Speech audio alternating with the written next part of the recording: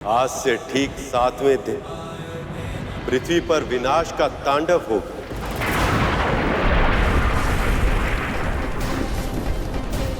भयानक वर्षा होगी।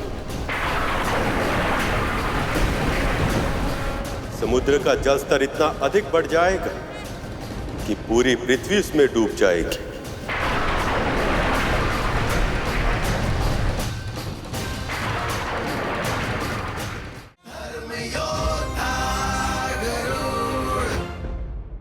अभी अभी तो सूर्यास्त हुआ है देवी, और यह उचित समय नहीं है संतान धारण करने के लिए। इस बेला में संतान धारण करने से उनमें तामसिक गुण आ जाते हैं देवी, और बड़े होने पर उनमें दुष्ट प्रवृत्ति पूरी तरह से छा जाती है। नहीं स्वामी, नहीं, मैं प्रतीक्षा नहीं कर सकती।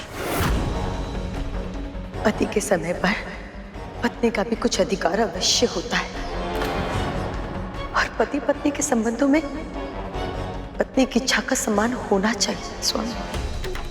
यदि यही आपकी इच्छा है देवी, तो हम अपने कर्तव्य का पालन अवश्य करेंगे।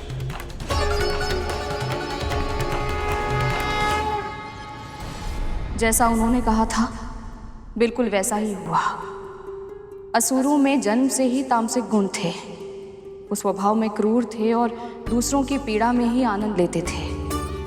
उन्हें अनुशासन में रखना दिति दीदी के लिए भी कठिन था। पिता होने के नाते स्वामी ने देवों और दानवों को समान रूप से धर्मशास्त्रों का अध्ययन कराया। देवताओं ने अपनी शिक्षा का अर्थ भी समझा और उसे विश्व कल्याण के लिए अपने कर्म में भी उतारा। पर असुरों ने धर्म और तपस्या का मार्ग केवल तब चुना जब उन्हें ईश्वर को विवश करके वरदान लेना था, और फिर उन्होंने उस वरदान का उपयोग सदैव विनाश के लिए ही किया। जब ऐसा बार बार होने लगा तो स्वामी अपनी संतानों से निरासक्त हो गए। शिक्षा देने के बाद उन्होंने सभी संतानों को अपने कर्म के अनुसार फल भोगने के लिए छोड़ दिया। अपनी संतानों के विवादों में ना वो किसी की रक्षा के लिए बीच में आए और ना ही किसी के समर्थन के लिए। जैसे ना वो मेरे लिए आए, ना ही मेरी संतानों के लिए, है ना? मैंने ऐसा नहीं कहा दीदी। नहीं कहा, किंतु कहना यही चाहती थी ना। तेरा पुत्र वैकुंठ से लौट आया तो तू अपना स्थान भूल गई है। मत भूल कि तू एक दासी है। तू मुझे ज्ञान देने का प्रयास कर रही है। मुझसे एक ज्ञान ले, ध्यान से सुन। पिता निरासक्त हो सकते हैं, किंतु एक मां अपने तन से एक नए जीवन को जन्म देती है, तो वो भला अपनी संतानों के लिए निरासक्त कैसे हो सकती है? उसकी केवल इतनी ही कामना होती है कि उसके पुत्रों का भविष्य उज्जवल हो। वो केवल इतना चाहती है कि उसके पुत्र शक्तिशाली हो, समस्त संसार का सुख भोगे और सब पर राज करे। मां होने के नाते मेरे पुत्रों के लिए जो आवश्यक होगा मैं वो सब करूंगी।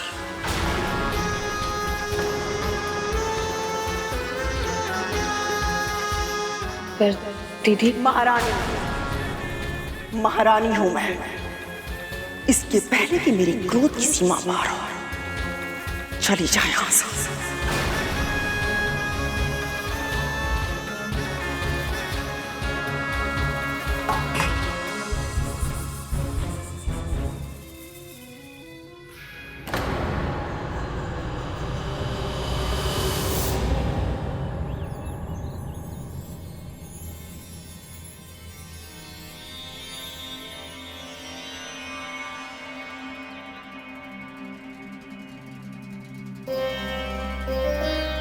माँ,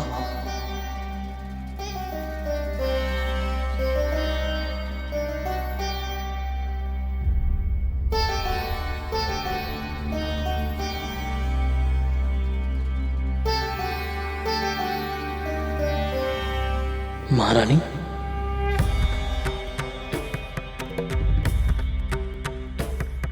विमाता ही सही, किंतु मां तो मैं भी हूं ना।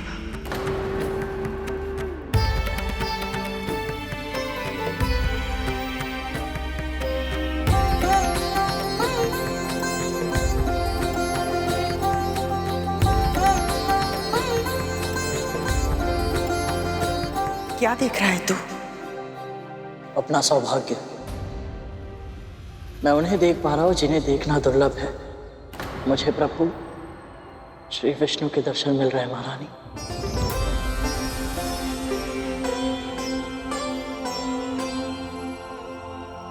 मुझे तो वहां कुछ नहीं दिखाई दे रहा। तुझे प्रभु कहां से दिखाई दे रहे हैं? जब से मैं वैकुंठ में उनके दर्शन करके आया हूँ, तब से जब भी मेरा मन थोड़ी देर के लिए विस्थिर होता है, तो मुझे सभी वस्तुओं में, वातावरण में, चारों दिशाओं में बस प्रभु ही दिखाई देते हैं।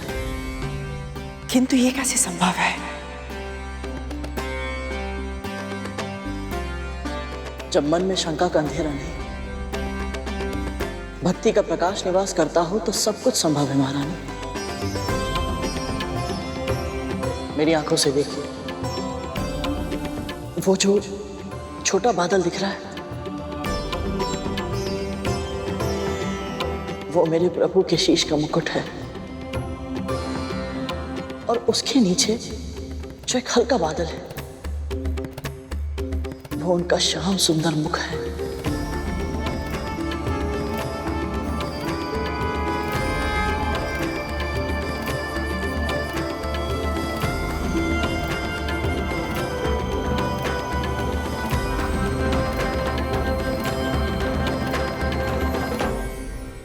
ब्रह्मा ने सृष्टि की रचना की, शिव उसके लयंकर है, जिनमें सब लय हो जाता है। प्रलय भी उन्हीं में है और विलय भी उन्हीं से है।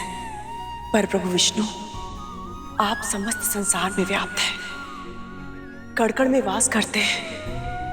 आप हमारे पालन करता है प्रभु। जब इस धरती पर अधर्म बढ़ता है, तब आप अवतार लेते हैं ताकि अधर्म का नाश हो और धर्म की पुनर्स्थापना। आप महान हैं प्रभु, आप महान हैं। महारानी, आप श्री नारायण के बारे में इतना कैसे जानती हैं? तुझे क्या लगता है बस तेरी माँ को ही नारायण के बारे में पता है? मेरी तरह महारानी भी दक्ष पुत्री है। प्रभु भक्ति हमारे पूरे परिवार की रगों में रक्त की तरह बहती है। एक सत्य बताऊं तुझे, बचपन में विष्णु जी के पहले अवतार की कथा इन्होंने ही सुनाई थी मुझे।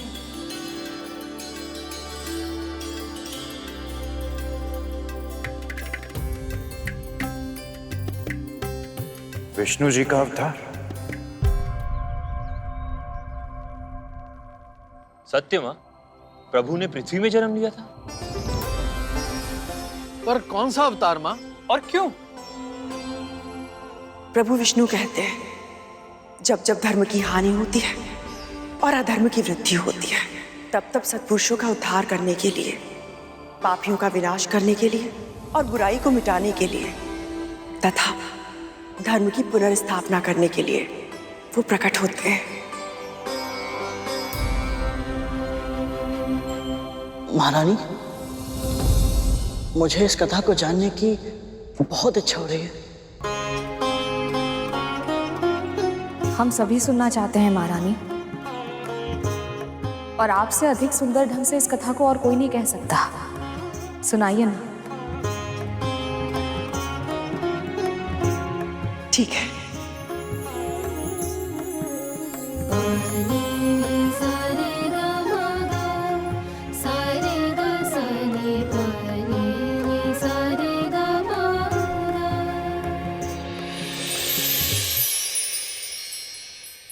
त्रिदेव अर्थात ब्रह्मा विष्णु महेश एक साथ समन्वय में अपना अपना कार्य करते हैं ताकि ये संसार सुचारू रूप से चल सके।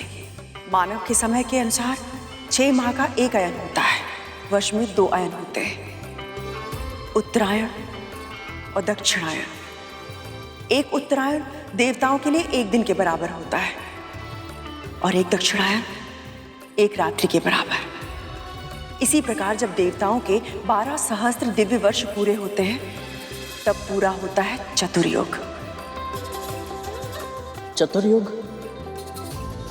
4 युग अर्थात सतयुग, त्रेता युग, द्वापर युग और कलयुग। ऐसे 1 सहस्त्र चतुर्युगों के बराबर ब्रह्मा जी का एक दिन होता है और वो दिन समाप्त होने पर नैमित्तिक प्रलय होती है। समस्त सृष्टि का विनाश हो जाता है। भूलोक, भूर्वलोक, स्वर्गलोक सब नष्ट हो जाते हैं। और इस महाप्रलय के बाद ब्रह्मा जी के एक दिन के बराबर उनकी एक रात्रि होती है। और ये रात्रि बीतने के बाद सृष्टि के विकास की यात्रा फिर से प्रारंभ होती है। फिर से नया जीवन जन्म लेता है। फिर से संसार 4 युगों में बंटता है। और ये समय का क्रम यूं ही चलता रहता है लगातार, जब तक ब्रह्मा जी के 100 वर्ष पूरे नहीं हो जाते तब तक। हे ईश्वर, समय इतना विशाल है, इतना वृहद है, इसकी तो कल्पना भी नहीं थी मुझे। सचमुच में पृथ्वी का ऐसा विभाजन, सृष्टि की ये यात्रा अद्भुत है। विकास, विनाश, सृष्टि और संहार, ये जीवन का अटल नियम है। समय समय पर इन्हें होना ही होता है, तभी तो संसार का संतुलन बना रहता है। ऐसे ही एक समय आया था प्रलय का, जब धरती पे महाराज सत्यव्रत शासन कर रहे थे। ओम सूर्य देवाय नमः। ओम सूर्य देवाय नमः। महाराज सत्यव्रत, मत्स्य, मुझसे तुम बात कर रहे हो? जी महाराज, मैं आपकी शरण में, मेरी रक्षा कीजिए। सत्यव्रत अपने धर्म का पालन अवश्य करेगा। ऐसा कहकर महाराज सत्यव्रत ने उस मत्स्य को अपने कमंडल में रख लिया।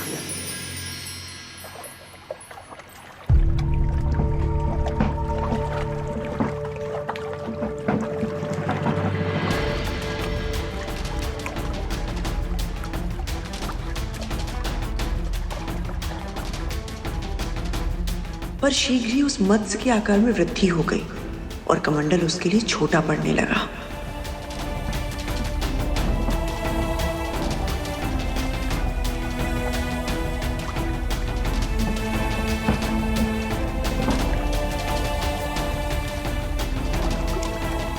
तब महाराज को एक बार फिर उस पर दया आई और उन्होंने उस निरीह प्राणी को कमंडल से निकालकर एक बड़े पात्र में डाल दिया।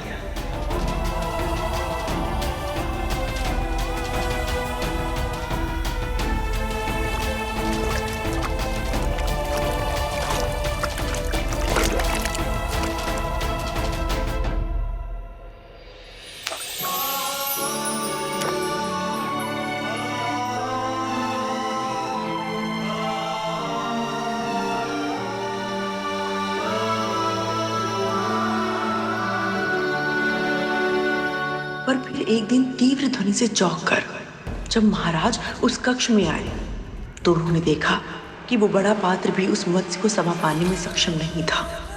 मत्स्य का आकार और भी बढ़ चुका था, पात्र टूट चुका था और मत्स्य अपने जीवन के लिए संघर्ष कर रहा था।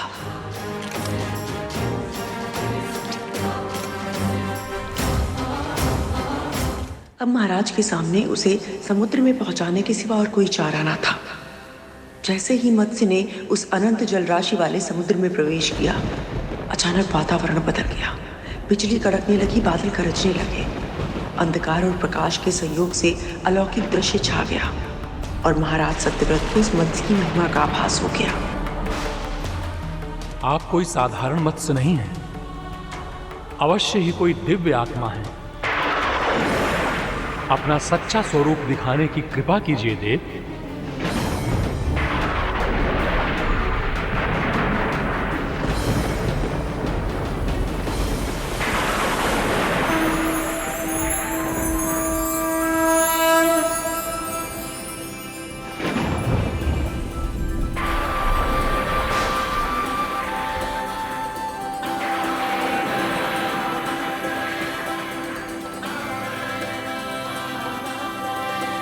प्रणाम प्रभु।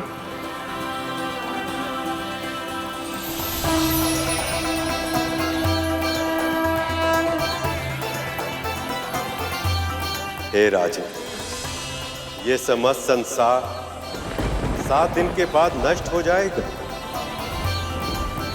असुर हयग्रीव ने वेदों को चुरा लिया, अज्ञान की कालिमा और उससे उत्पन्न हुई दुष्टता चारों ओर फैल गई है।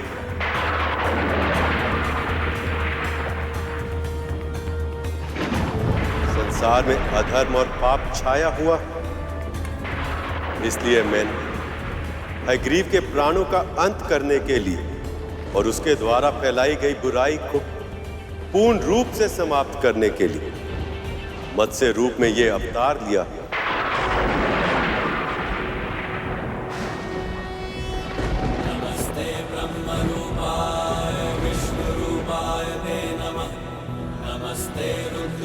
आज से ठीक 7वें दिन पृथ्वी पर विनाश का तांडव होगा।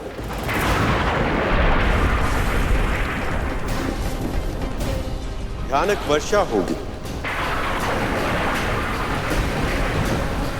समुद्र का जल स्तर इतना अधिक बढ़ जाएगा कि पूरी पृथ्वी उसमें डूब जाएगी।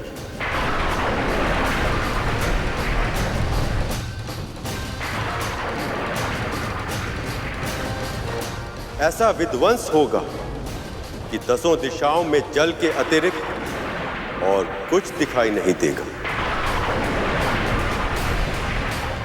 इसलिए हे राजन, आपको एक ऐसी विशाल नाव का निर्माण करना होगा जिसमें सभी प्रकार के वृक्षों, वनस्पति के बीजों, जड़ी बूटियों, पशु पक्षियों और सप्तऋषि आदि को उस नाव में एकत्रित करना होगा और उसके बाद उस नाव को मेरे मत्स्य अवतार के साथ बांधना होगा ताकि प्रलय काल में मैं आप सबकी रक्षा कर सकूं।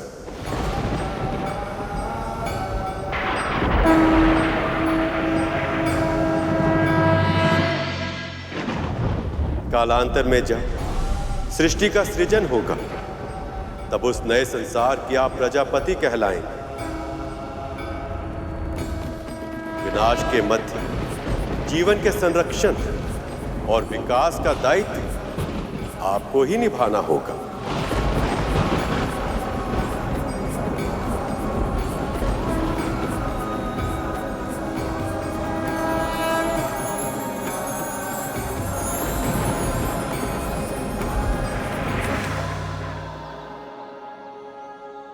माँ, वो प्रलय थी कैसे? और माँ, विष्णु जी ने मत्स्य अवतार लेकर सबको मृत्यु के मुख से सुरक्षित बाहर कैसे निकाला, ये भी बताइए ना।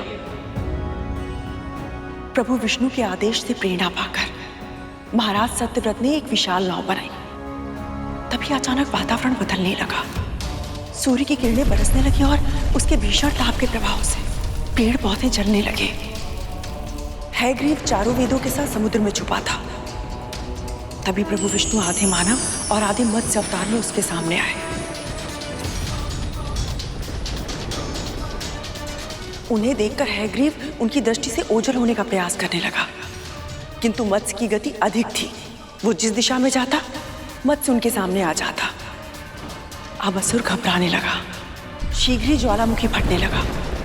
पिघला हुआ लावा अपने मार्ग में आने वाली हर वस्तु को जलाने लगा। पहाड़ों पर हिम पिघलने लगी और फिर आई हिम की आंधी। उधर हयग्रीव उस विशाल मत्स्य को देखकर चिंतित था। अपने दिव्यास्त्रों से बार बार वो उन पर प्रहार करने लगा। तभी मत्स्य ने अपना मुंह खोला और सारे तीर, भाले, अस्त्र शस्त्र सब अपने मुख में समा लिए। ये देखकर हयग्रीव व्याकुल हो उठा। उसके हाथ से छूटकर चारों वेद नीचे गिरने लगे। इसके पहले कि समुद्र तल की गहराइयों में वो सदैव सदैव के लिए खो जाते, मत्स्य ने गोता लगाकर उन्हें अपने मुख में रख लिया। क्रोधित हयग्रीव उन पर आक्रमण करने का प्रयास कर रहा था। तभी प्रभु ने मत्स्य अवतार लेकर एक ही बार में उस असुर का पेट चीरकर उसका वध कर दिया। हयग्रीव का वध होते ही अन्य पशु, राक्षस, दानव और बुरी शक्तियां तड़प तड़प कर अपने प्राण त्यागने लगी। धरती पापियों के बोझ से मुक्त हो गई थी।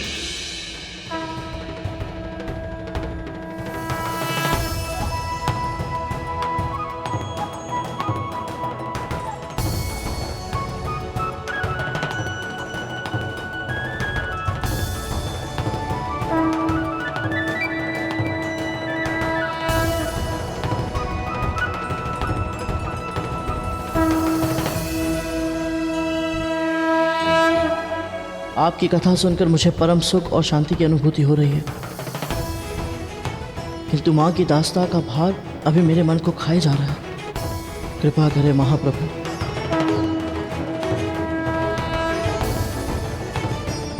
मेरी माँ को इस दास्ता से मुक्त कराने में मेरी सहायता करें।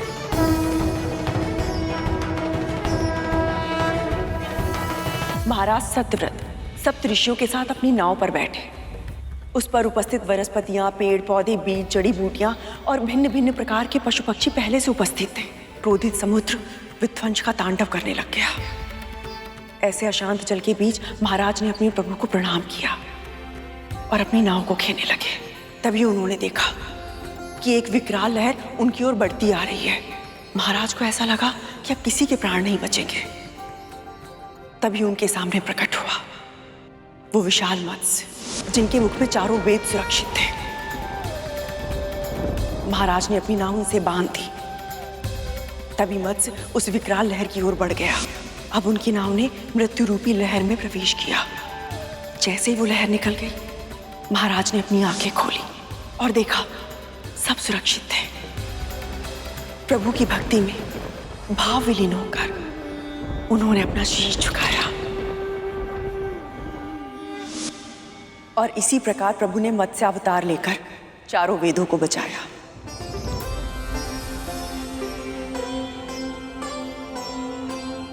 सज्जन सात्विक सप्तऋषियों की सभी प्रकार के जीव जंतुओं एवं पशु पक्षियों के प्राणों की रक्षा की। वनस्पति, वृक्षों के बीज एवं जड़ी बूटियों के रूप में इस जगत में जो भी शुभ है सबका संरक्षण किया और साथ ही साथ हयग्रीव नाम के असुर के रूप में अधर्म का नाश किया, पाप का संहार किया और पुनः धर्म की स्थापना की।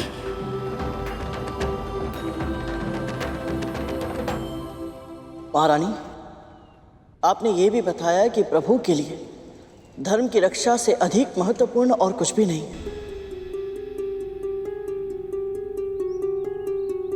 तो उन्हीं प्रभु का भक्त होने के नाते मैं आपसे एक प्रश्न पूछना चाहता हूं।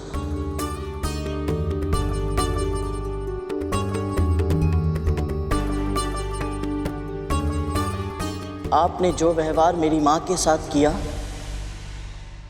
वो उचित है या अनुचित है?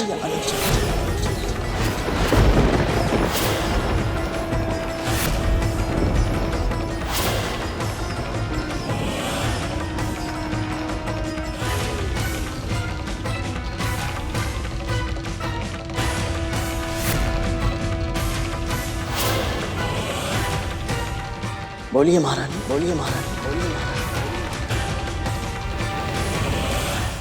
आपने पुण्य संचित किया या पाप?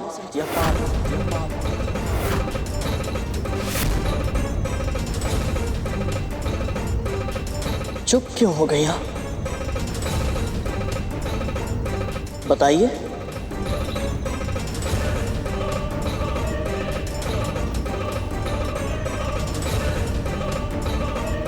जो व्यवहार आपने अपनी सगी बहन के साथ किया वो धर्म है या अधर्म?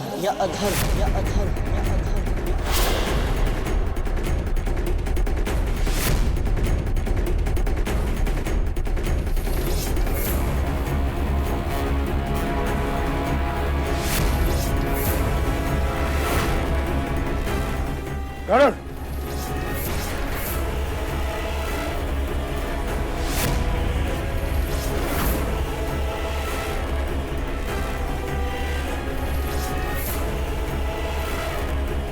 चुप हो जा गरुड़।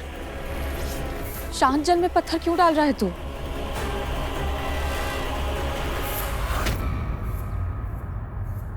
तीर कमान से निकल चुका है विंता।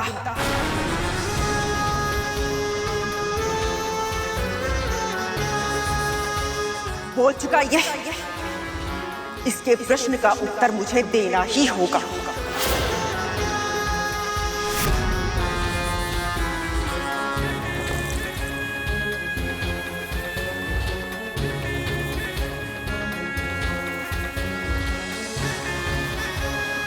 मैंने जो सोचा, माना, कहा वो किया अपने पुत्रों के लिए। यदि अपने पुत्रों का हित सोचना अधर्म है तो मैं कभी विजेता नहीं बनती। देख, मैं आज महारानी हूं और तेरी मां एक दासी।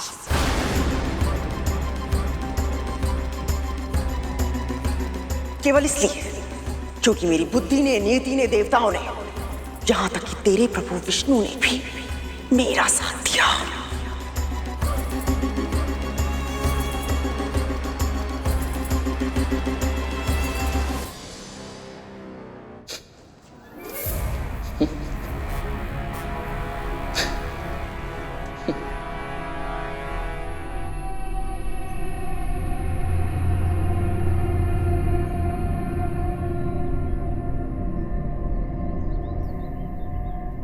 मानसिक संतुलन खो बैठा है। हंस क्यों रहा है तू? आपकी मूर्खता पर हंसी आ रही है मुझे।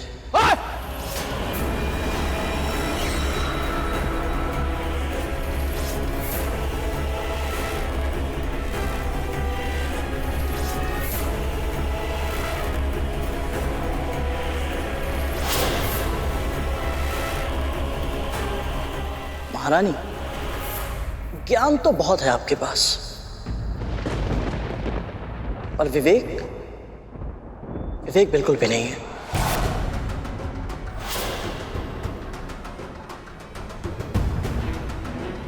इसीलिए आपको अंदेशा तक नहीं हुआ कि आप धर्म के मार्ग से कितना भटक चुके हैं। आपके पास ये महल है, संपत्ति है, वैभव, ऐश्वर्य, इसलिए आपको लगता है कि आप जो भी करती है वो सब उचित है। और वास्तविकता तो ये है कि आपने अपने षड्यंत्रों के नींव पर अभिमान का महल खड़ा किया है।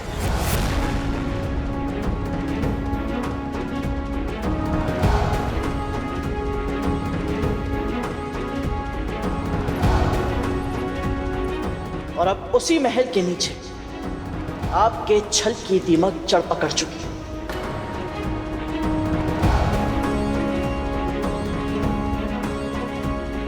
धीरे धीरे ये दीमक आपके पूरे महल को निगल जाएगी और आपका आभास भी नहीं होगा महारानी।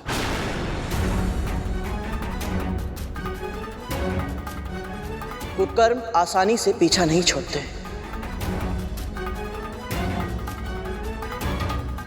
उत्तर देना चाहती थी ना आप? दीजिए उत्तर।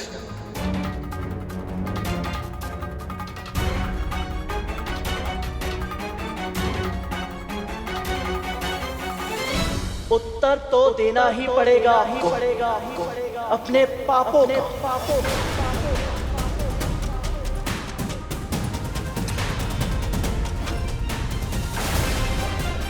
मेरी मां क्षमाशील, दयालु है, और तुम सब ने इसका लाभ उठाया।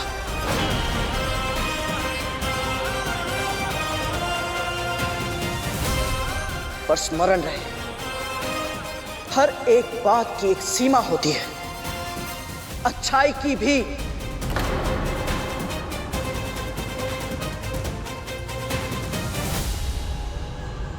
क्या कर रहा है गरुड़? अति मत कर। सत्पुरुषों के क्रोध से भयभीत होना चाहिए महारानी, क्योंकि जब उनके आवेश का बांध टूटता है तब प्रलय आती है।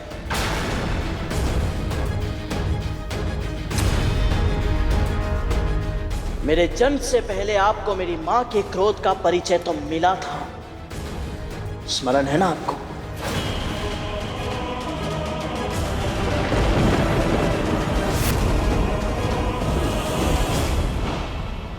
मेरे पुत्र को हानि पहुंचाने की चेष्टा किसने की? मैं महर्षि कश्यप की पत्नी विंता अपने समस्त जप, तप और व्रत की शक्ति का आह्वान करती हूँ। यदि कोई भी प्राणी मेरी इच्छा के बिना इस सुरक्षा घेरे को पार करने का प्रयत्न करेगा, वो उसी क्षण जलकर भस्म हो जाएगा।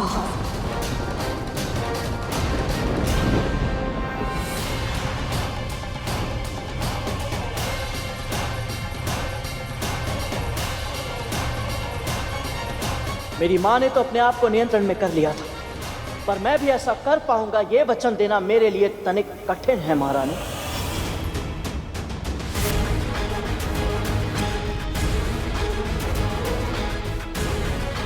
बस कर गरुड़, क्रोध में संतुलन मत खो। आज संतुलन खो ही जाए तो अच्छा है, क्योंकि आज मुझे इन सब का अंत दिखाई दे रहा है।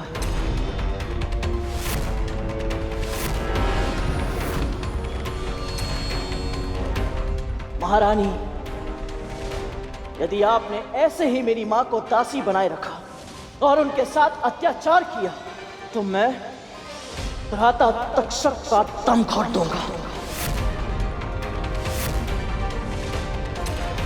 और भ्राता कालिया के 5 सिरों को उखाड़कर अपनी मां के चरणों में फेंक दूंगा।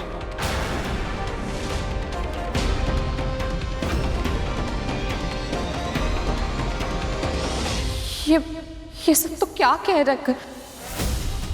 स्मरण रहे, यदि आज के बाद तुम में से किसी ने भी मेरी मां को यंत्र ना दे या भयभीत करने के लिए अपने विष का प्रयोग किया, तो तुम्हारे विष दंत भी तोड़ दूंगा मैं।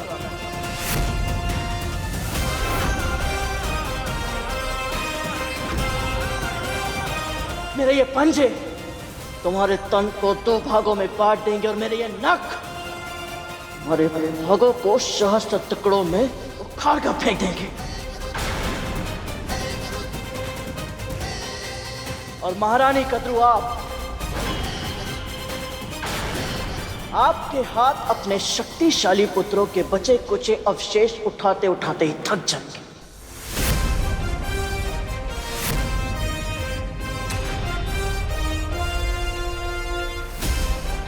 जिह्वा पर नियंत्रण रख गरुड़।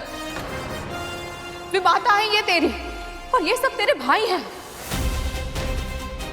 ये मेरे भाई हैं?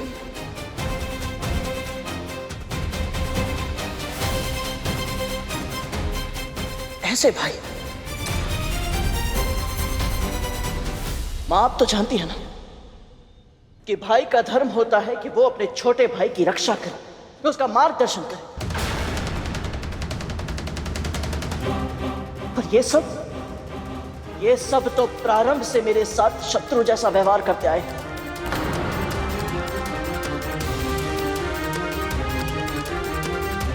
पहले इन्होंने आपको अरुण भैया का डिम फोड़ने पर उकसाया, और फिर जब मैं डिम में था, तब उस दानव के माध्यम से मेरा अंत करने का भी षड्यंत्र किया।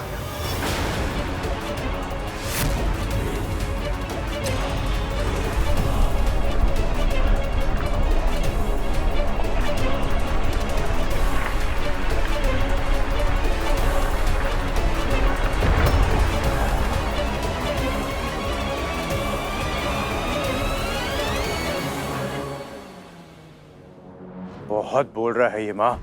नहीं तक्षक, आज बोलने दे इसे।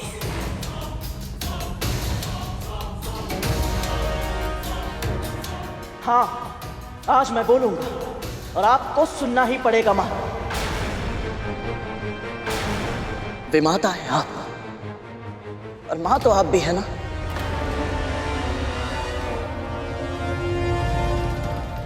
तो फिर बताइए, कहां थी आपकी ममता जब आप डिम में अरुण भैया और मेरी हत्या करवाना चाहती थी?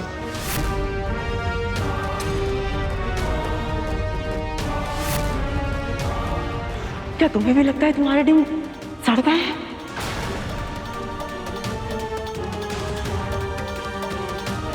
कहां थी आपकी ममता जब आपने केवल मुझे नियंत्रण में रखने के लिए अपनी ही छोटी बहन को छल से दासी बना लिया? तूने वचन दिया था मुझे, इसलिए आप तुझे मेरी दासी बनना पड़ेगा जीवन भर के लिए। अपना प्रभुत्व बनाए रखने के लिए किसी और से उसका सामान्य जीवन जीने का अधिकार छीन लेना, ये कहाँ का धर्म है महारानी?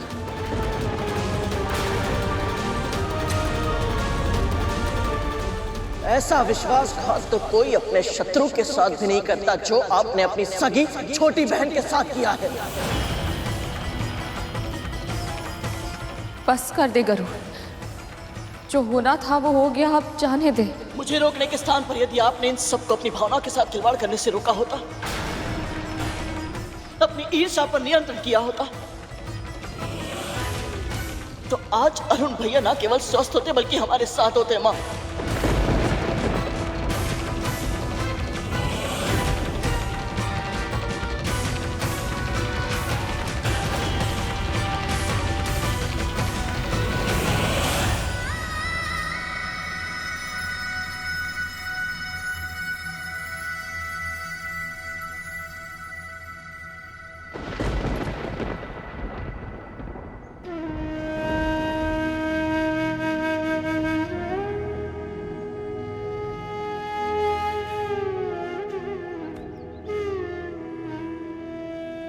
मुझे क्षमा करें।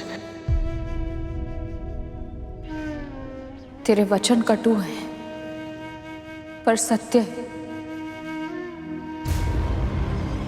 माँ का पल्लू पकड़ के रोता है और हमें धमकी देने चला था।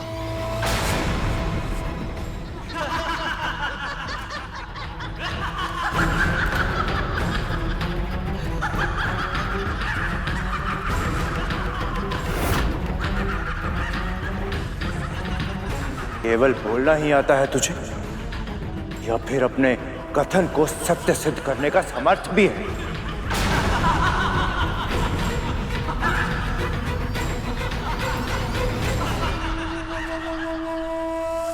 कभी कभी बहुत दया आती है मुझे आप पे।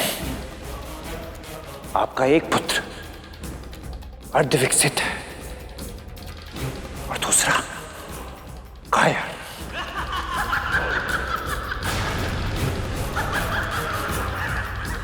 दोष आपके पुत्रों का नहीं है दासी मां, दोष आपका है। दुर्बल हैं आप, दुर्बल हैं।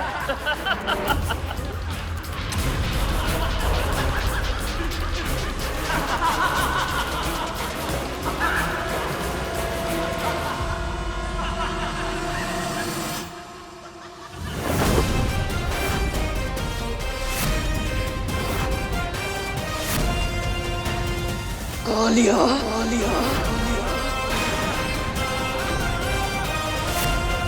नहीं गरुड़,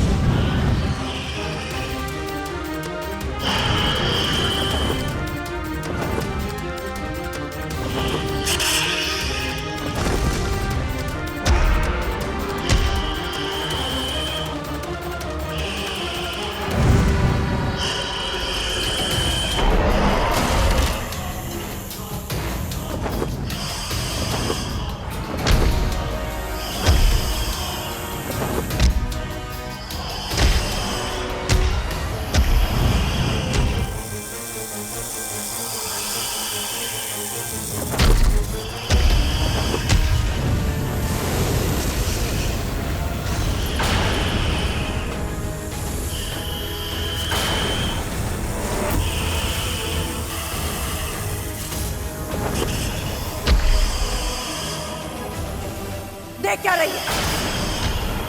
रोक अपने पुत्र को। मेरी बात मान गरुड़, रुक जा।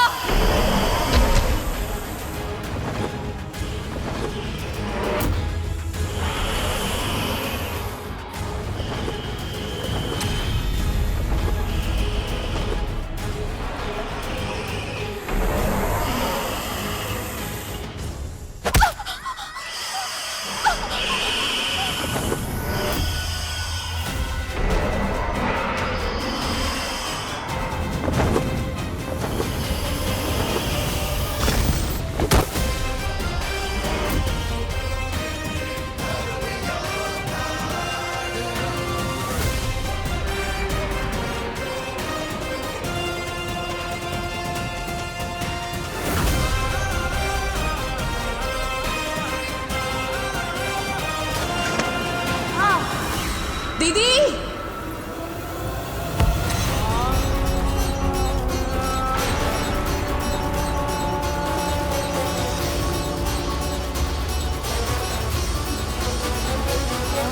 माँ आप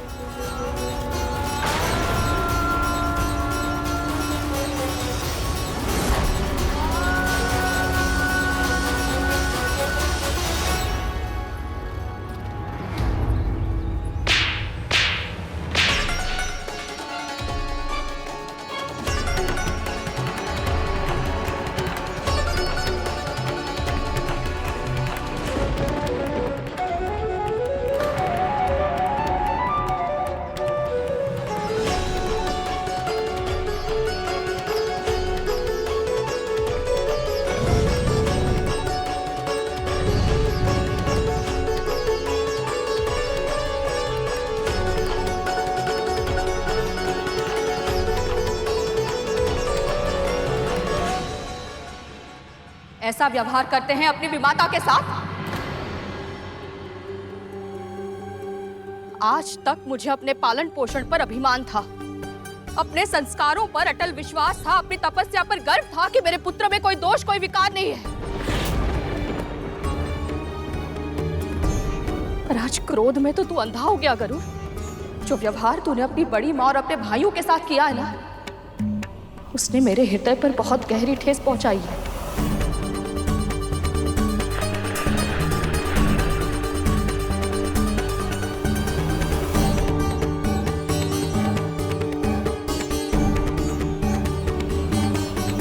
कोई कारण नहीं दूंगा, ना ही कोई बहाना बनाऊंगा। बस क्षमा।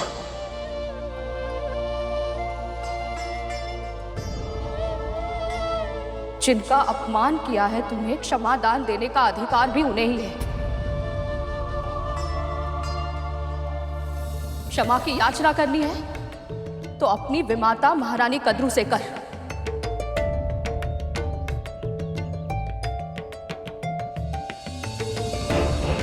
चल।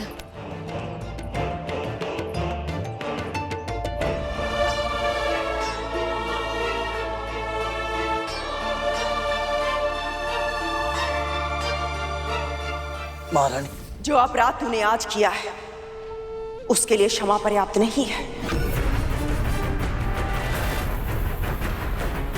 अपने कर्म का फल तुझे भुगतना होगा। दंड मिलेगा तुझे, दंड।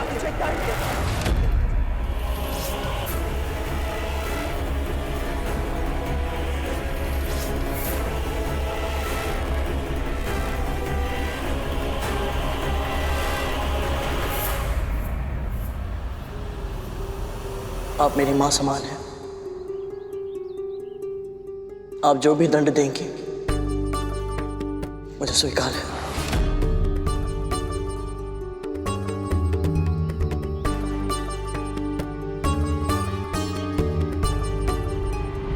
मैंने तुझसे कहा था ना, यदि मां कोई त्रुटि करेगी तो दंड पुत्र को मिलेगा। यदि पुत्र कोई अपराध करेगा तो परिणाम मां को भुगतना होगा। आज तेरी मां के मना करने के बाद भी तूने मेरे पुत्रों पर आक्रमण करके यह सिद्ध कर दिया है कि अब तेरी मां का आदेश तुझे नहीं रोक सकता। तेरी मां तुझे समझाने में विफल हो गई है, इसलिए मैं वही करूंगी जो एक स्वामिनी अपने दास को नियंत्रण में रखने के लिए करती है। आज तक तू एक दासी पुत्र था गरुड़, किंतु आज से, अभी से तू हम सबका दास होगा। तू हम सबका दास होगा। तू हम सबका दास होगा।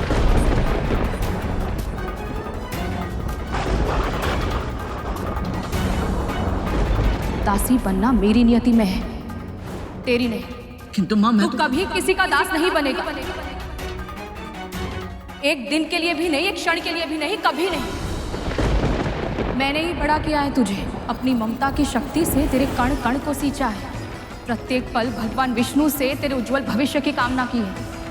इस विश्वास के साथ कि तू अपनी शक्ति, अपने सामर्थ्य, अपने जीवन का उपयोग किसी बड़े महत्वपूर्ण कार्य के लिए करेगा।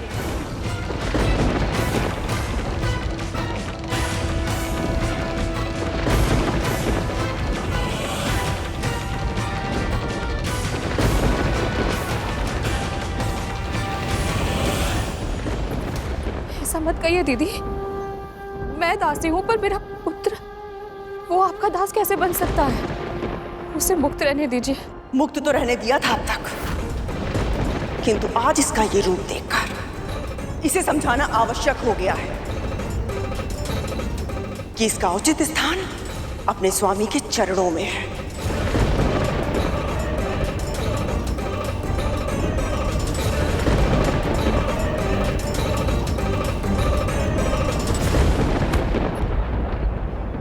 माँ,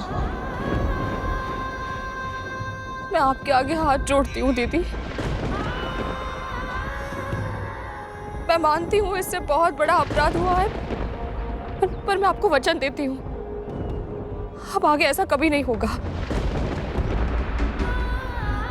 या आपको या आपके पुत्रों को हानि पहुंचाना तो दूर, दृष्टि ऊंची करके देखेगा तक नहीं। वो तो देख लिया मैंने, आज देख लिया कि कैसे ये तेरे नियंत्रण के बाहर जा चुका है। तेरे वचन का कोई मूल्य नहीं है विंता।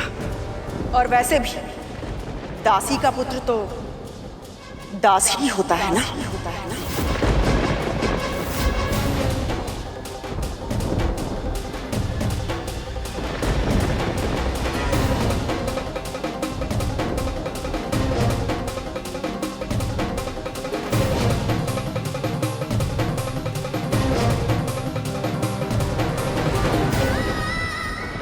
चरण छूकर प्रार्थना करती हूँ दीदी,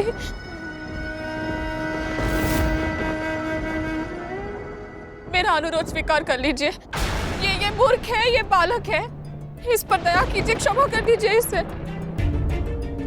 तू तो ऐसे कह रही है कि जैसे मैं इस पर कोई क्रूरता कर रही हूं।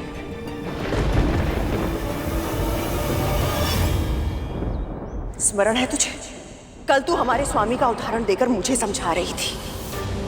आज मैं उन्हीं का नाम लेकर तुझसे पूछती हूँ। हमारे स्वामी महर्षि कश्यप जिस तरह धर्म के मार्ग पर चलते हैं, उस धर्म के अनुसार तेरे पुत्र को तेरा अनुसरण करना चाहिए था या नहीं?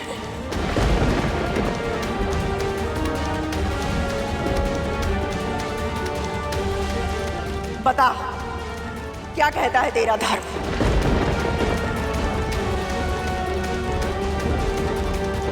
मौन मत रह दासी, बोल, तेरे पुत्र को दास होना चाहिए या नहीं?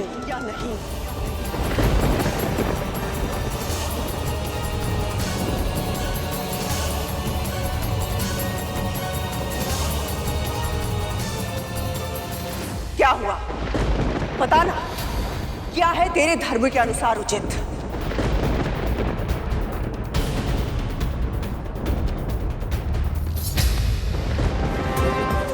मैं आपसे विनती करती हूँ महारानी,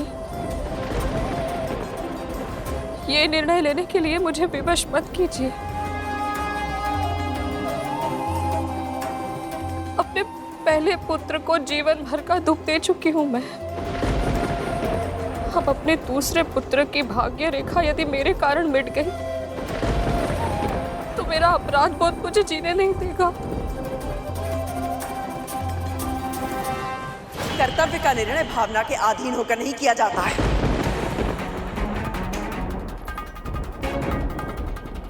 केवल इतना बता, धर्म के अनुसार तेरे पुत्र को दास होना चाहिए या नहीं?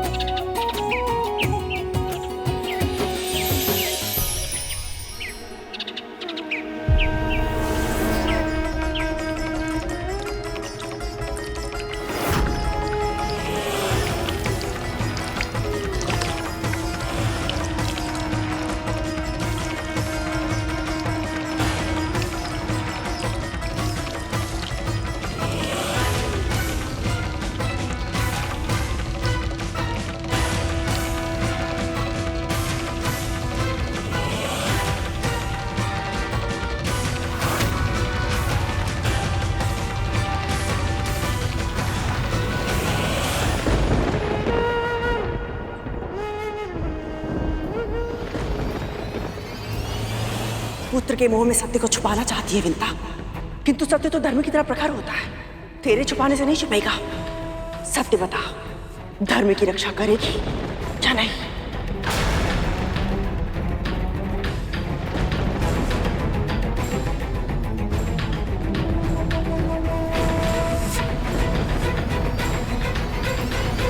सत्य कहा आपने।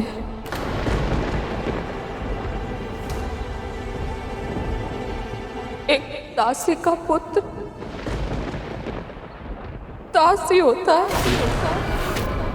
एक दासी का पुत्र दासी होता है।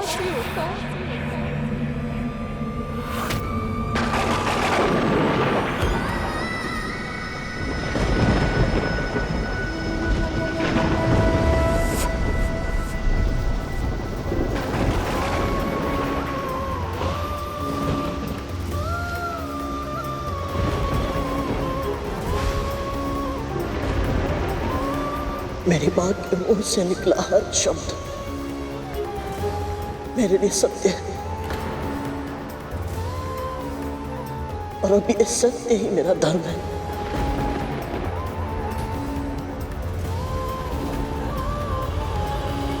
आज से मैं आप सबका दास हूं। आज से मैं आप सबका दास हूं।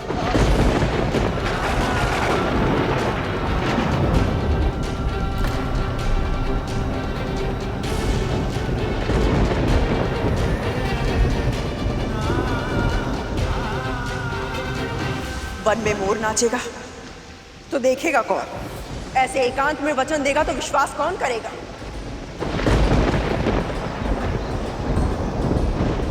तेरे दासत्व की घोषणा सबके सामने की जाएगी।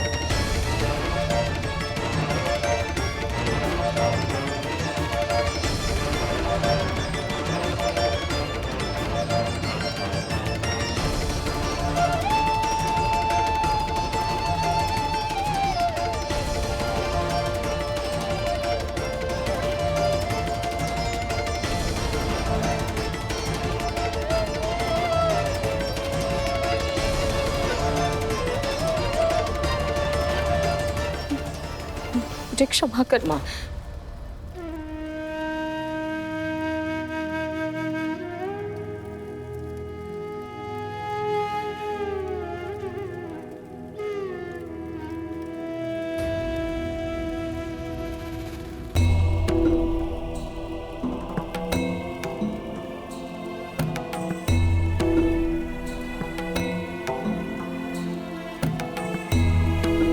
यशस्वी भव, आसन ग्रहण कीजिए।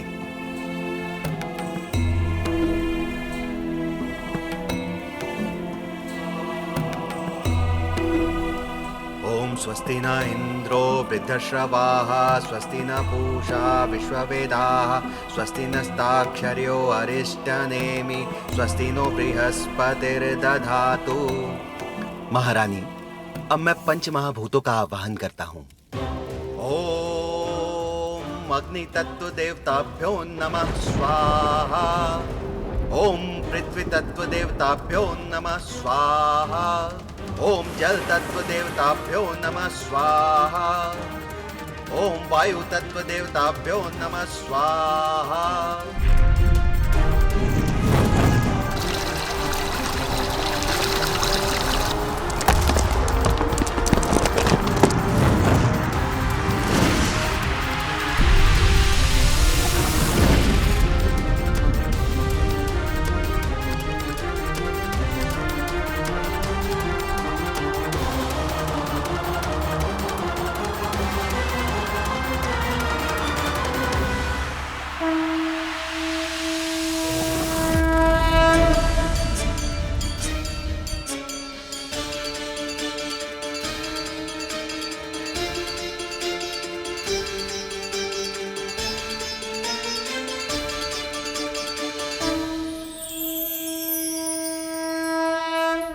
महारानी, अब आप अपना दाहिना हाथ इनके दाहिने हाथ पे रखिए।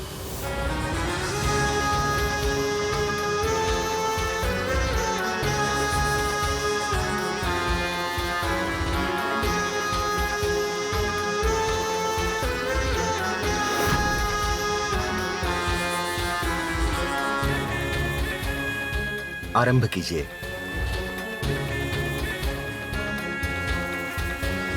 अब जो मैं तुझसे कहूंगी वो तू दोहराएगा।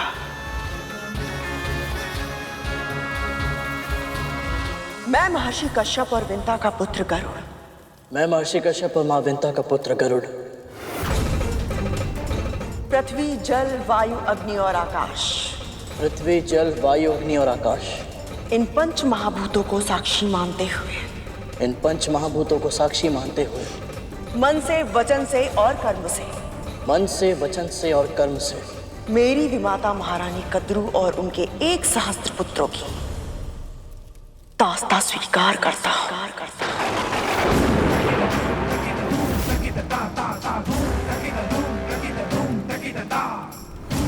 दासी बनना मेरी नियति में है।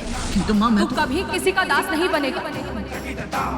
एक दिन के लिए भी नहीं, एक क्षण के लिए भी नहीं, कभी नहीं। जो मेरी माँ का अपमान करेगा, मैं उसका सम्मान कभी नहीं कर सकता।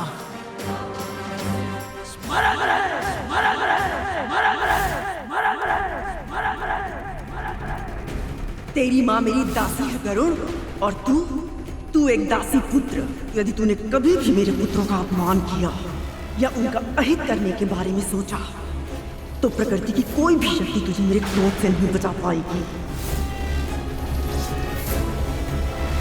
अपनी विषैली शक्तियों पर बहुत अभिमान है ना तुम सबको।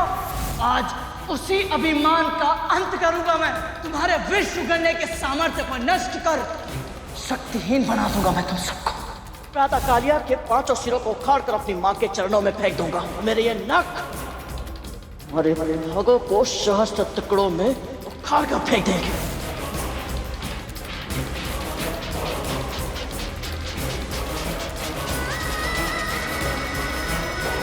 मेरी विमाता महारानी कद्रू और उनके 1 सहस्त्र पुत्रों की दास्तां स्वीकार करता हूँ। दास्तां स्वीकार करता हूँ। दास्तां स्वीकार करता हूँ। मेरी विमाता महारानी कद्रू और उनके 1 सहस्त्र पुत्रों की दास्तां स्वीकार करता हूँ। दास्तां स्वीकार करता हूँ। दास्तां स्वीकार करता हूँ।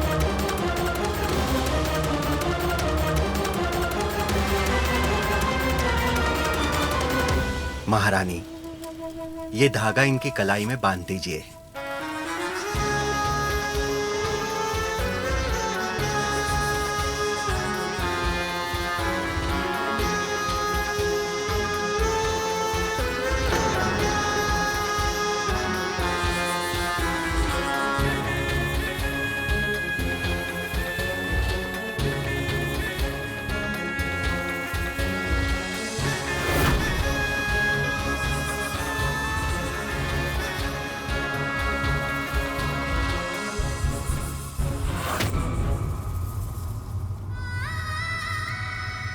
ये कच्चे सूत का धागा तेरी शपथ का साक्षात प्रतीक है गरुड़। इस शपथ को तोड़ पाना किसी भी दास के लिए संभव नहीं है। इस शपथ को तोड़ पाना किसी भी दास के लिए संभव नहीं है। असीमित बल का स्वामी गरुड़ आज एक कच्चे धागे से बंधा है। स्वयं विडंबना भी हंस रही होगी तेरे भाग्य पर।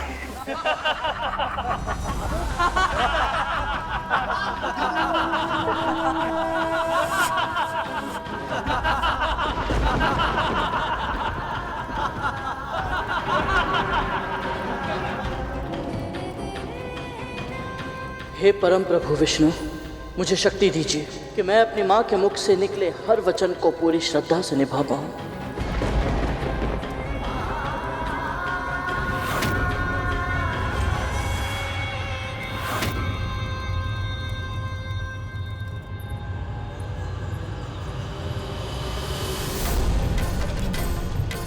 माँ रुक जाइए। माँ, हम कहाँ जा रहे हैं?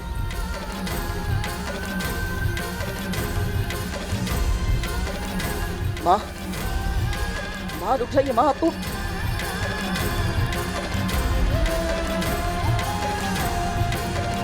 कंकड़ कांटे पैरों में चुभ रहे हैं, पर माँ को आभास तक नहीं हो रहा। आज तक इन्हें ऐसी अवस्था में कभी नहीं देखा। तू कभी किसी का दास नहीं बनेगा। मेरी विमाता महारानी कद्रू और उनके 1 सहस्त्र पुत्रों की दास्तां स्वीकार करता हूँ। माँ रुक जाइए माँ, हम कहाँ जा रहे हैं? एक क्षण रुकिए माँ। अति हो चुकी है, अब और नहीं, अब सब समाप्त कर दूंगी मैं। इतने वर्षों तक कद्रू दीदी का हर बार हर तिरस्कार सहा मैंने, अब तुझ पर अत्याचार होते नहीं देख सकती मैं।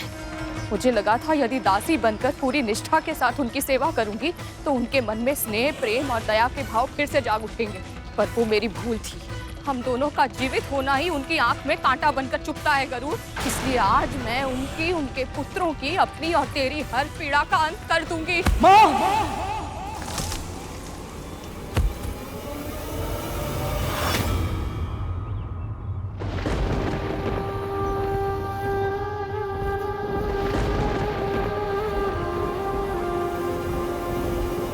ये क्या कर रही हैं? यहाँ से कूद गए तो मैं तो उड़ जाऊंगा, पर आप मत फैलाना अपने पंख, मत उड़ना तू। हम दोनों यहाँ से कूदकर अपने प्राण दे देंगे, इसके अलावा हमारे पास और कोई उपाय नहीं है गरुड़। एक दूसरे को ऐसे तड़पते देखने से अच्छा है कि हम अपनी पीड़ा का अंत कर ले गरुड़। माँ, माँ क्या हो गया आपको? आप ऐसा कैसे सोच सकती हैं?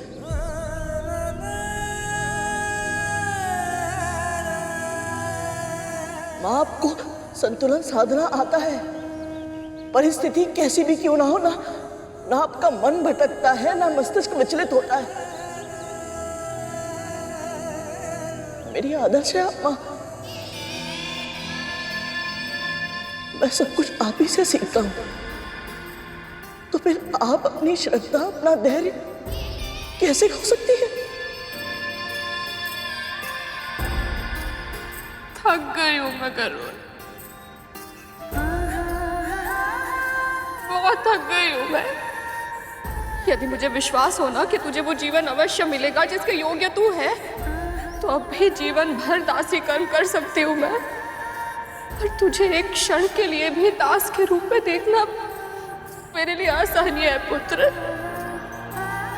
तू बोलना मुझे, हाँ, मेरे प्रभु श्री विष्णु वो मुझसे इतना क्रोधित क्यों है? वो मेरी पुकार क्यों नहीं सुन रहे? तू बता मुझे।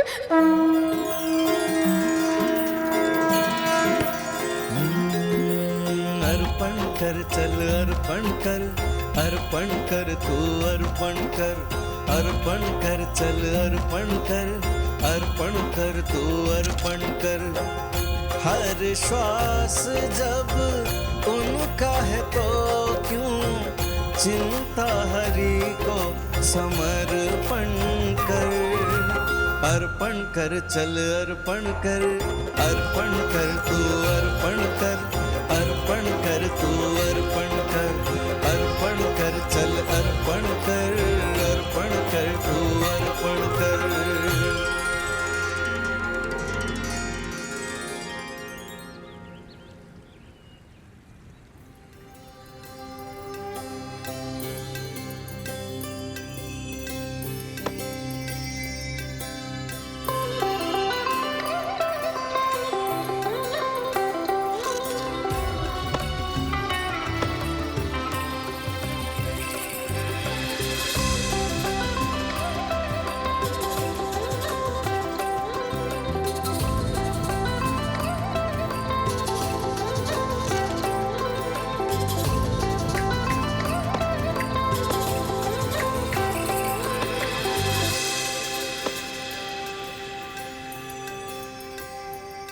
लो, तुम दोनों भी प्रसाद ले लो।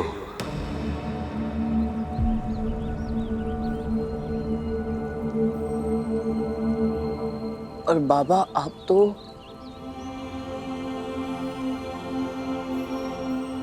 आपको कैसे पता चला कि हम दोनों यहाँ हैं?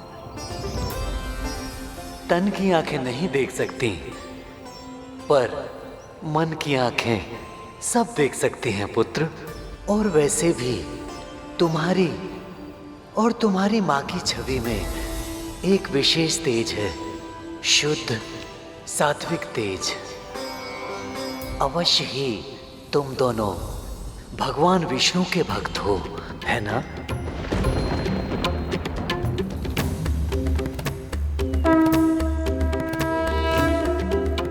क्या हुआ? कुछ नहीं बाबा, बस एक जिज्ञासा है मन में। आपके जीवन में इतना कष्ट है, रहने के लिए ना कुटिया है, ना जीविका कमाने का कोई साधन, आपका ध्यान रखने वाला भी कोई नहीं है, आप देख भी नहीं सकते और विकलांग भी हो, यही ना? प्रभु ने आपको कुछ नहीं दिया, फिर भी आप इतने प्रसन्न कैसे रहते हैं? कैसे कहूं कि प्रभु ने मुझे कुछ नहीं दिया। मैं तो ऐसा जीवन जीता हूँ पुत्री, जो अनेक व्यक्तियों के लिए भी दुर्लभ है। जीविका कमाने के लिए ईश्वर कुछ करने ही नहीं देता, जो उन्हें चढ़ाया जाता है वही उत्तम भोजन भगवान मुझे खिलाते हैं। भक्तजन जो मुझे देते हैं वही मैं उन्हें खिला देता हूँ। मैं देख नहीं सकता, विकलांग हूँ, मेरे सभी कार्य हो जाते हैं क्योंकि मेरी रक्षा भगवान विष्णु स्वयं करते हैं। मेरे मुख में केवल एक ही नाम रहता है, मेरे प्रभु का, मेरे विष्णु का।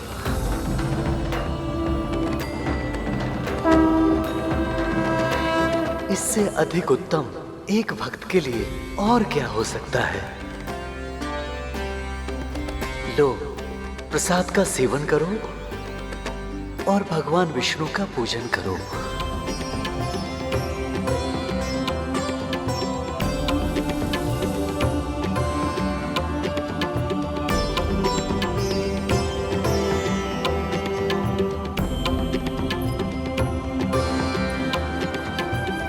संसार में कितना कष्ट है,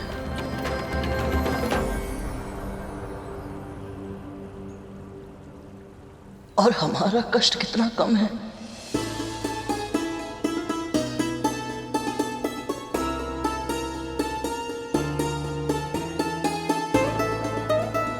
माँ, यदि हम ये सोचेंगे कि जो हमारे साथ हुआ वो बड़ी माँ की इच्छा से हुआ, तो हम कभी प्रसन्न नहीं रह पाएंगे।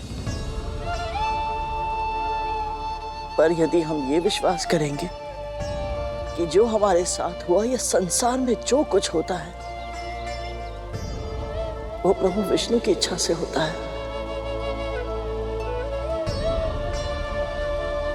हम सदैव प्रसन्न रहेंगे। माँ, हमें दुखी रहने का कोई कारण ही नहीं मिलेगा। सही कहा ना माँ?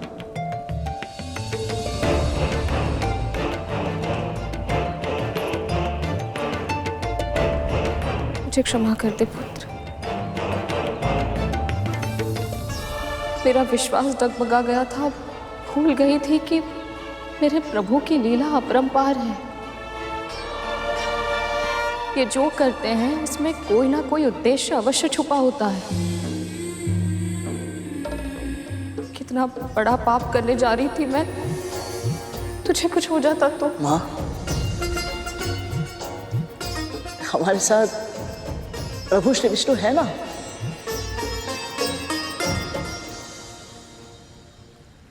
और वो हमारे साथ है माँ, सदैव। और प्रभु अपने भक्तों के साथ कभी कुछ अनुचित नहीं होने देंगे।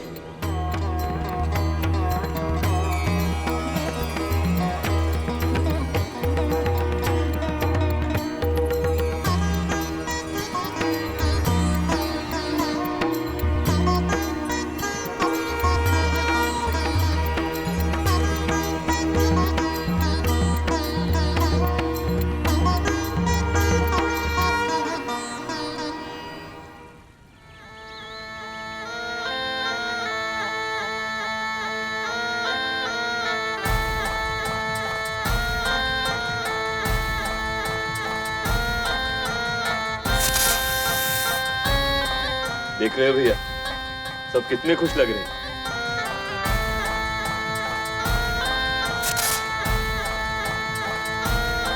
एक बात बताओ, मुझे इतनी प्रसन्नता तो तुम सबके जन्म के समय भी नहीं हुई थी जितनी आज उस गरुड़ को दास बनाकर हो रही है।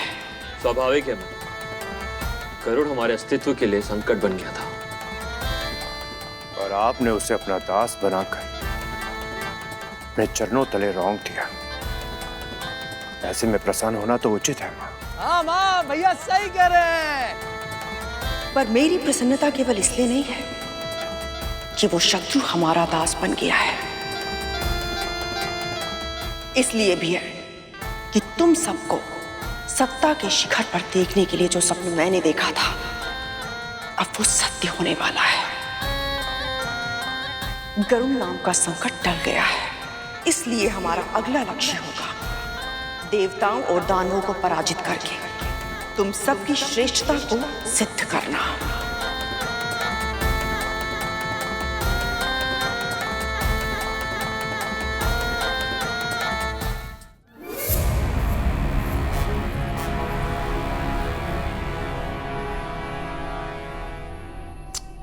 अब तो एक पल की भी देरी सही नहीं जा रही है। कब आएगा ये गरुड़? मैं भी यही सोच रहा था तख्तू कि कब वो झाड़ू लगाएगा और हम उसे बार बार अपमानित करेंगे। हाँ, तभी तो असली आनंद आएगा।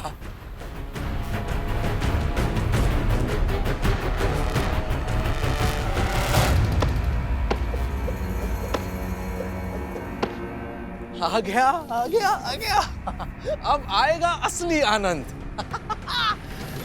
लगाओ झाड़ू हमारे दास गरुड़।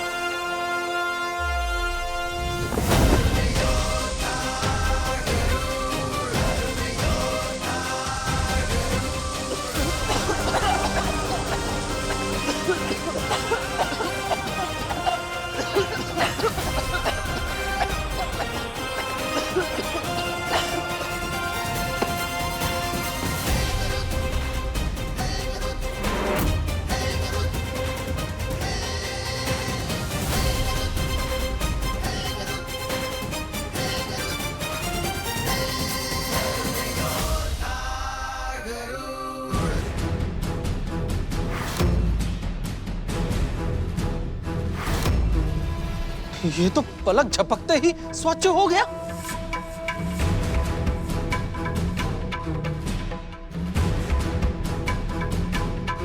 गरुड़ के लिए ये सब कार्य सामान्य है, इसे कोई कठिन कार्य देना होगा।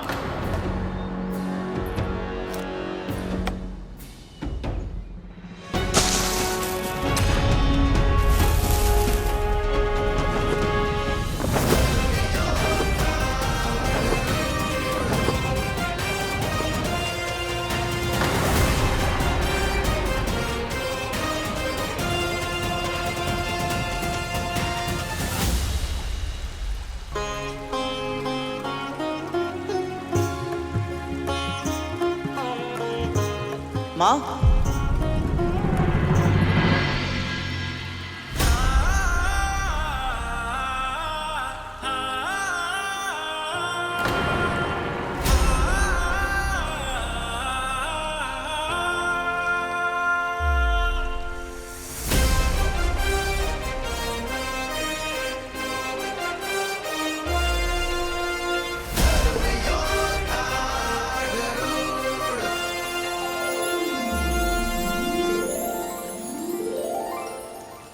कुछ भी कहो, ये गरुड़ है तो कार्य कुशल। हाँ तख्तू, क्षण भर भी बीत नहीं पाता कि ये पहला कार्य समाप्त करके दूसरे कार्य के लिए उपस्थित हो जाता है।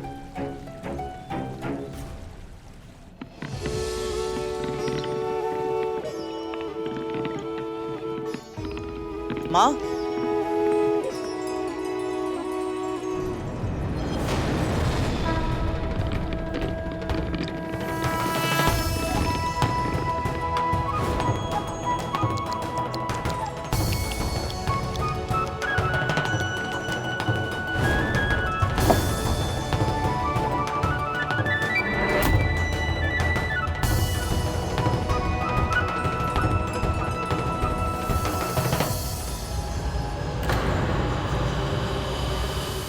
माँ, मैं हूं ना।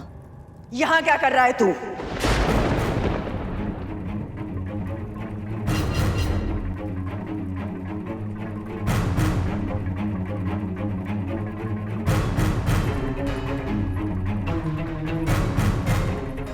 अपनी मां की सहायता ना तू रसोई का कार्य नहीं कर सकता है।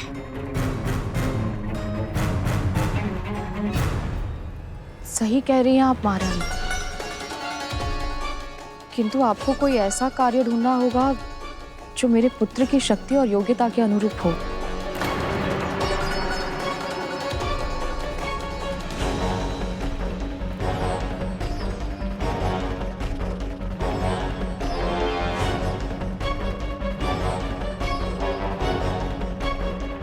मुझे पूजा करनी है। विंता, तू आरती का थाल सजा और तू मानसरोवर से 1 सहस्त्र 8 नील कमल लेकर आ मेरे लिए। जो आ गया महारानी।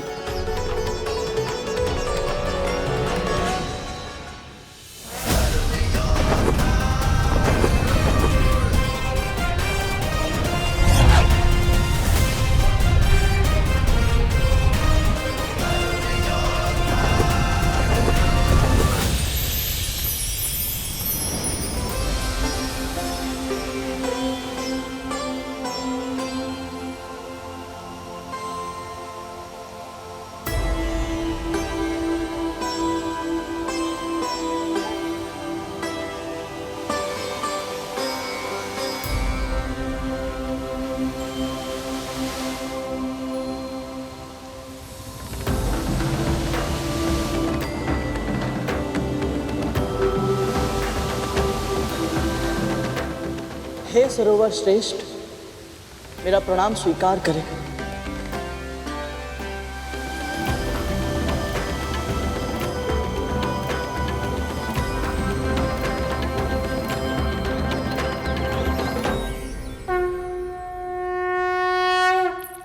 आरती का थाल सजाने में इतना समय है।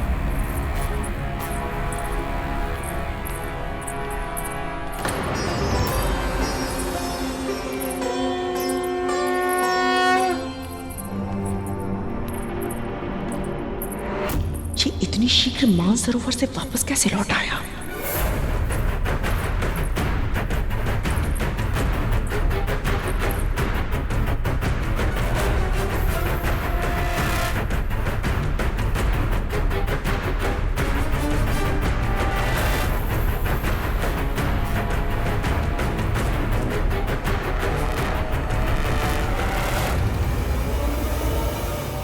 मुझे अभिषेक करने के लिए 7 समुद्रों का जल चाहिए।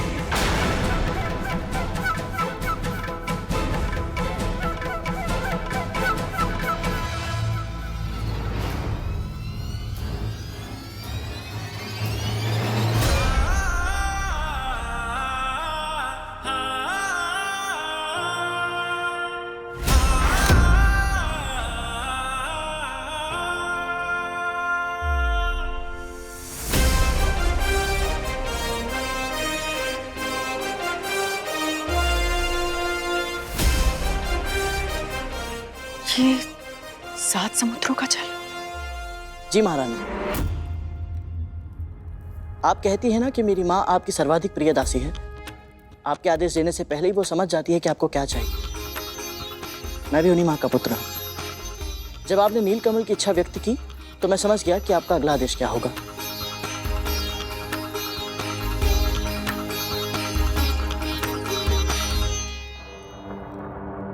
मेरे पुत्र अपने भ्रमण के लिए तैयार हो गए होंगे। तू जा उनके साथ, उनका अंगरक्षक बन के। उन्हें रक्षा की आवश्यकता है? नहीं, पर मेरे पुत्र वंचित क्यों है?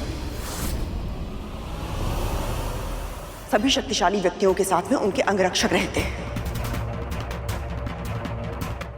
शक्तिशाली है तो अंगरक्षक की क्या आवश्यकता है? कैसी विडंबना है।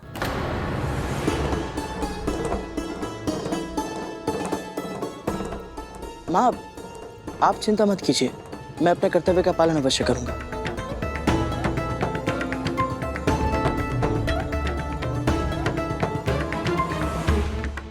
आज्ञा दीजिए।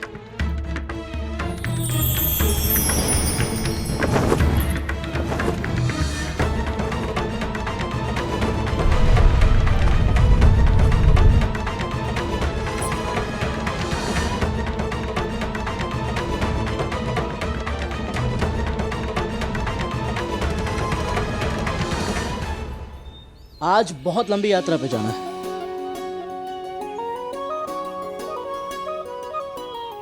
आइए, रथ तैयार है। चलिए चलिए।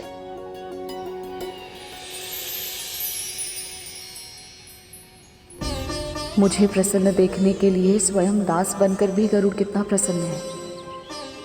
ईश्वर ऐसा पुत्र सबको दे।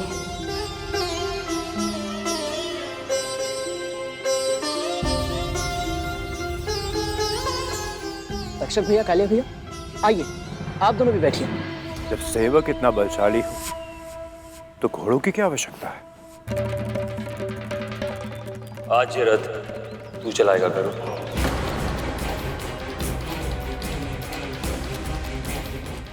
बड़े भैया कुछ अधिक ही अपमान कर रहे हैं। गरुड़ यदि भड़क गया तो लेने के देने पड़ जाएंगे। अरे वाह, ये तो बहुत ही उत्तम विचार है।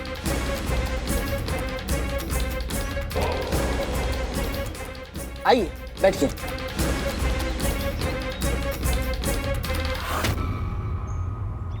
आज तुम दोनों विश्राम करो, चलो।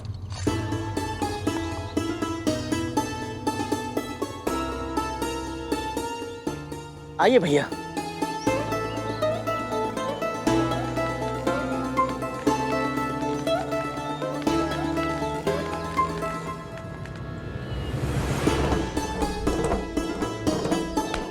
भैया,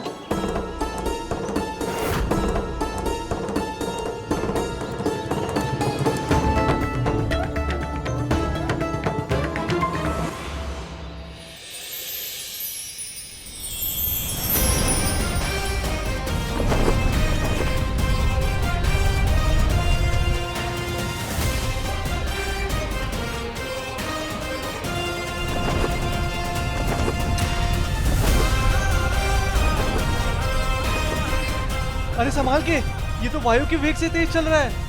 हाँ सरकोटा।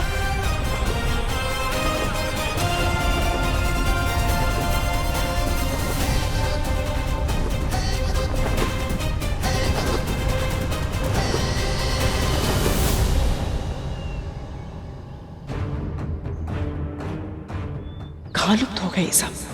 कहीं ऐसा तो नहीं कि गरुड़ दूर ले जाकर मेरे पुत्रों के साथ कुछ नहीं करेगा वो। मेरा पुत्र मुझसे कितना भी दूर क्यों ना चला जाए, मेरे संस्कार सदैव उसके साथ रहते हैं। आप चिंता मत कीजिए। ना वो अपना दास होने का कर्तव्य भूलेगा, ना भाई होने का, और ना ही पुत्र होने का।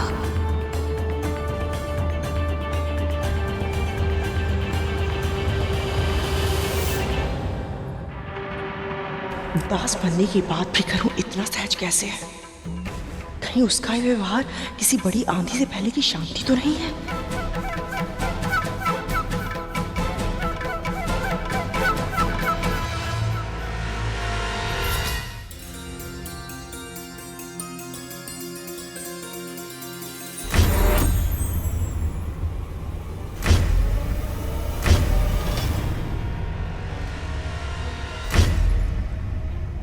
ये क्या हो रहा है?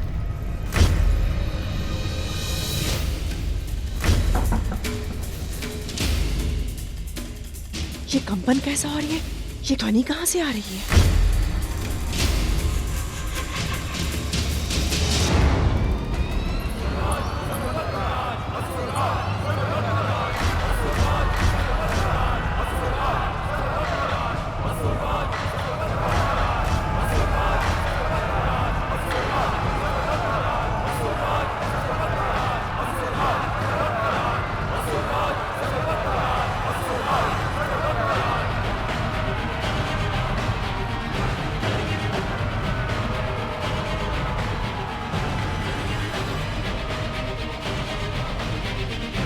माताएं, एक नहीं दो दो विमाताएं। कहाँ है वो दुस्साहसे पक्षी? महाराज बलि ने उसका शीश काट कर लाने का आदेश दिया है।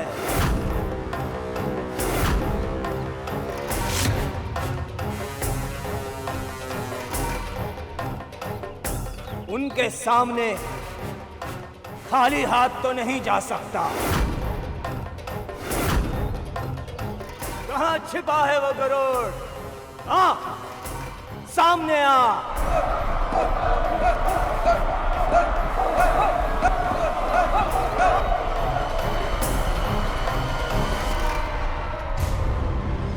उस दिन विमाता अदिति के सामने तो कर्तव्य ध्वज ऐसे लहरा रहा था जैसे वही एकमात्र धर्म योद्धा हो। अब कहाँ गया वो साहस?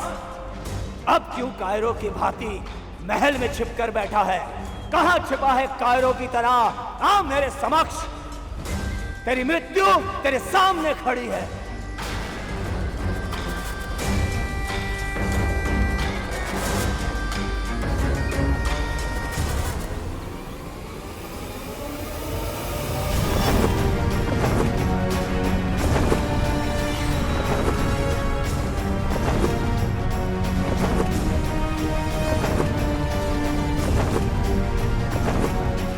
निश्चित ही वो भयभीत हो गया है और उसने असुर शक्ति पर प्रहार किया है।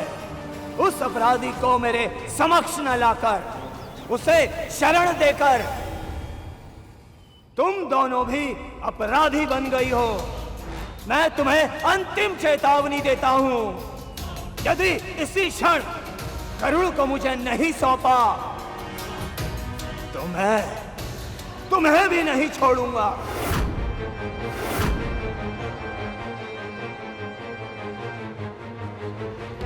महाराज बलि और असुरों के शत्रुओं की रक्षा करने के लिए मैं तुम्हें दंड दूंगा, भीषण दंड।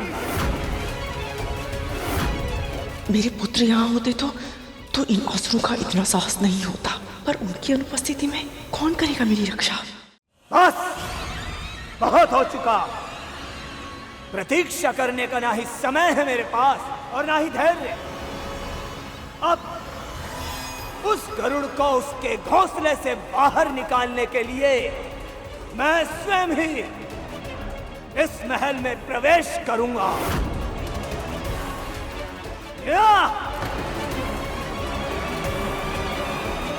ठहर जाओ।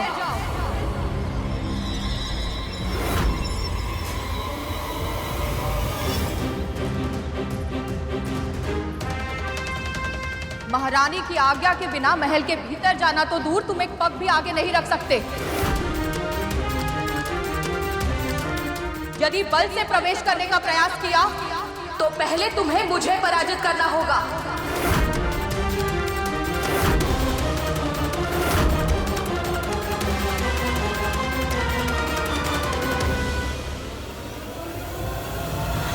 प्राणों की चिंता में परोपकार से मुंह नहीं मोड़ सकता मैं।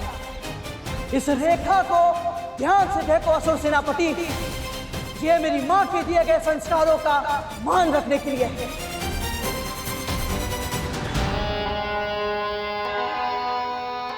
निश्चित ही तू गरुड़ की मां है, वो तेरा ही पुत्र हो सकता है।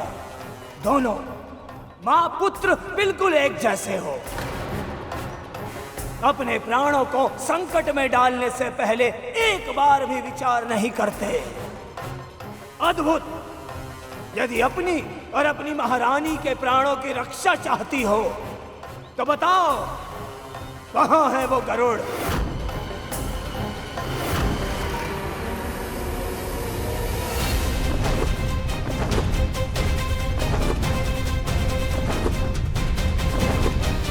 इस महल की स्वामिनी को धमकाने का, उनका अपमान करने का दुस्साहस कर रहे हो तुम। लौट जाओ। महारानी की आज्ञा के बिना तुम्हारा यहाँ प्रवेश वर्जित है।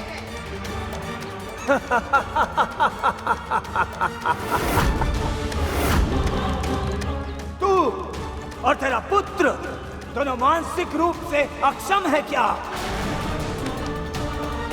गरुड़ हमसे केवल एक बार युद्ध में जीता है, और वो भी भूल से, किंतु अब नहीं बचेगा। मुझे लगता है तेरी मति भी भ्रष्ट हो गई है, जब मुझे रोकने की धमकी दे रही है। मुझे, राहु को एक बार चारों ओर दृष्टि घुमाकर देख। कितनी विशाल सेना है मेरे साथ।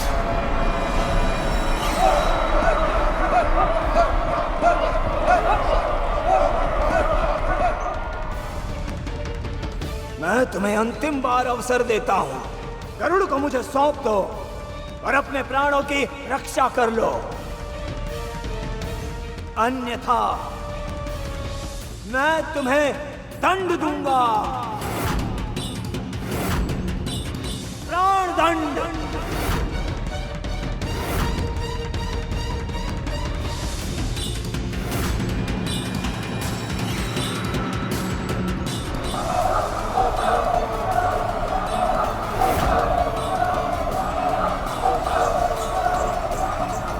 अच्छा है प्रभु विष्णु जी की कृपा से अभी गरुड़ यहाँ नहीं है, अन्यथा हमारे प्राणों के अलावा उसके भी प्राण संकट में पड़ जाते। पक्षीराज गरुड़ के साहस भरे कारनामे देखने के लिए चैनल को सब्सक्राइब करें और साथ ही बेल आइकॉन दबाना न भूलें।